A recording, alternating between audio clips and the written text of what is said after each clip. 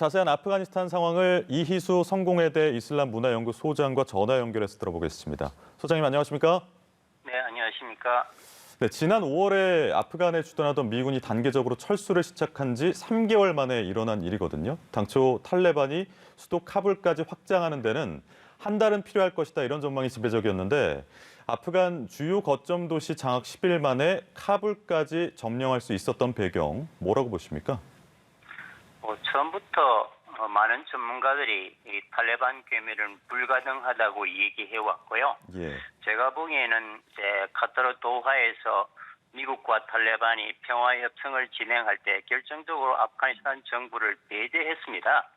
다시 말하면 미국조차도 하나의 정통 정권으로 인정하지 않는 아프가니스탄 정부는 많은 아프가니스탄 국민들이나 전문가들 사이에서 정말 미군에 종속돼 있는 하나의 공무원 정도의 수준밖에 되지 않았고요. 예. 그게 이제 탈레반의 승리가 눈앞에 다가오자 국가관이나 충성심보다는 자기 이친 양면이나 보신에 내부적으로 이제 붕괴됐다는 정말 서글픈 결과로 나타난 거죠. 그래서 미군 철수 발표 시점부터 이미 내부적으로는 붕괴돼 있고 겉으로는 하나의 정권이고 정부였지만 속으로는 이미 갈 때까지 간 빈 껍질이었다는 게 이번 사태를 통해서 다시 한번 확연하게 나타난 것으로 보입니다. 네, 내부 붕괴가 근본적인 원인이다라고 지적을 해주셨는데 알자지라 방송은요, 탈레반 사령관들이 대통령궁에서 무장대원 수십 명과 함께 있는 모습을 영상으로 공개했는데 탈레반의 카불 입성 소식에 아슈라프 가니 대통령은 국외로 급히 도피를 했죠. 한 나라의 정권이 이렇게 무너진다는 것이 자국민이 아닌 입장에서는 그래도 쉽게 이해할 수는 없는 상황인 것 같은데요. 어떻습니까? 우리가 흔히 아프가니스탄 정부라고 불러야겠죠.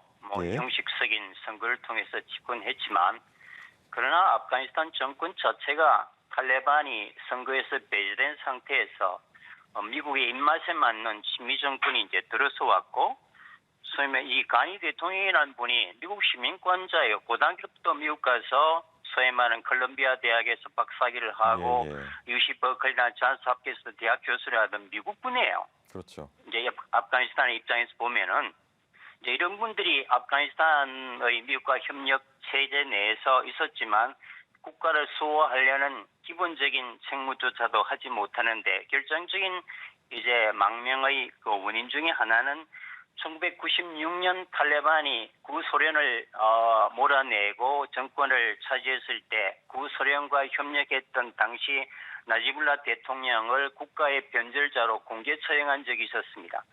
이런 위험을 지금 가니 대통령이 충분히 이제 예견했겠죠.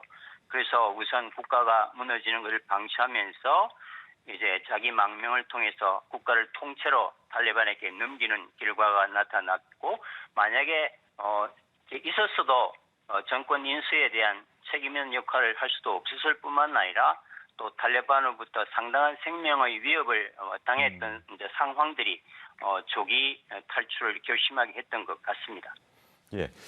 이 탈레반 대변인은요, 개방적이고 포용적인 이슬람 정부를 구성하고 이 국민들의 기대에 부응하겠다는 입장을 밝혔는데 하지만 과거 탈레반 집권기와 같은 인권 암흑 상태가 되풀이되지 않을까 현지에서는 우려가 많은 것 같습니다.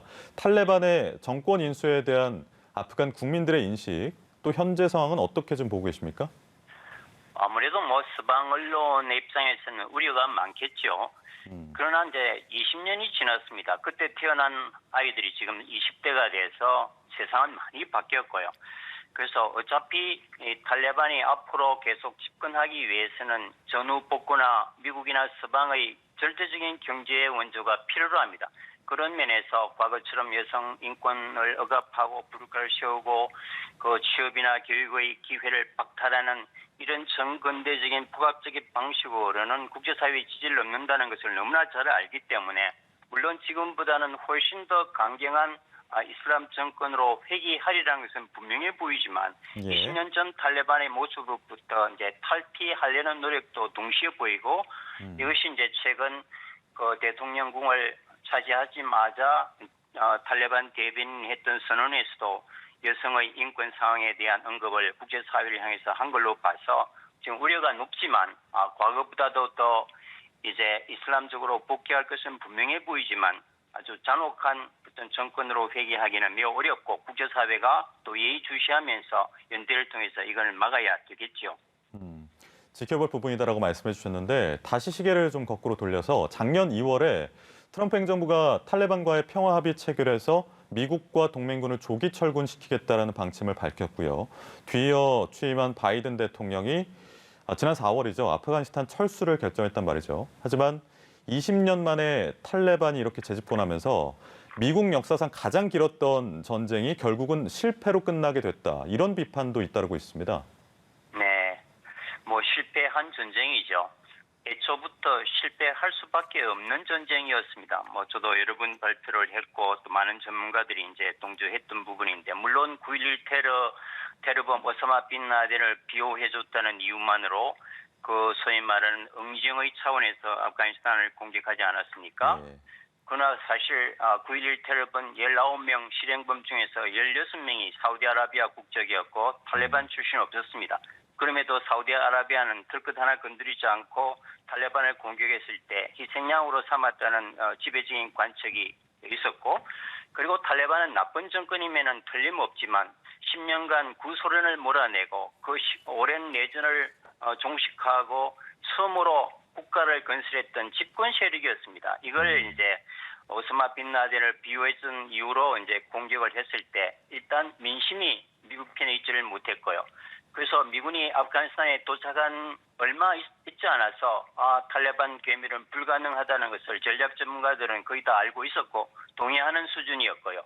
또 민심이 미국 편에 있지 않다는 것을 알았기 때문에 사실은 포기할 수 없는 전쟁을 20년 동안 어마어마한 전비를 사용하면서 탕진하면서 이제 유지해 왔기 때문에 이제는 그 무모한 끝이 보이지 않는 승리를 예견할 수 없는 전쟁에 더 이상 발을 담글 수 없다고 조 바이든 이제 대통령께서 마지막 결정을 하셨지만 이미 실패는 예고돼 있었고 결과적으로 베트남 전쟁 이후에 미국이 어떤 대국으로서의 위상이 흔들리는 또 다른 이제 결정적인 실패를 아프가니스탄 맞이하게 된 거죠. 예. 자, 그렇다면 이제 국제사회가 과연 무력을 통해서 권력을 얻은 탈레반 정부를 인정할 것이냐 이 부분이 관심이거든요. 영국의 네. 보리스 존슨 총리는 탈레반 정권을 인정하지 말아야 한다고 이미 입장을 밝혔는데요. 앞으로 상황 네. 어떻게 보십니까?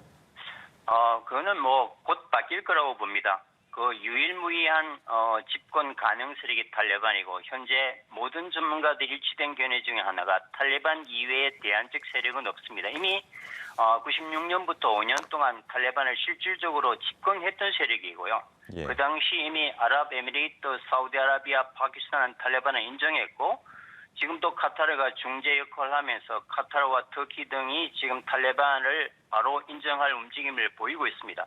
그러니까 주변 국가나 같은 아랍 이슬람권에서부터 탈레반을 인정하게 되면 이제 점차적으로 주변 국가로 탈레반에 대한 어떤 국제사회의 주권국으로서 어떤 승인이 가시화될 것 같고 동시에 국제사회는 이런 가시화와 함께 연대를 통해서 또 경제 지원을 여성 인권 개선과 연결시키면서 탈레반을 민주 정권으로 이끄는 노력을 동시에 해야겠죠. 예. 그런 면에서 탈레반이 서방과 등지면서 계속 승인하지 않는 분위기는 오래 갈 걸로 보이지는 않습니다.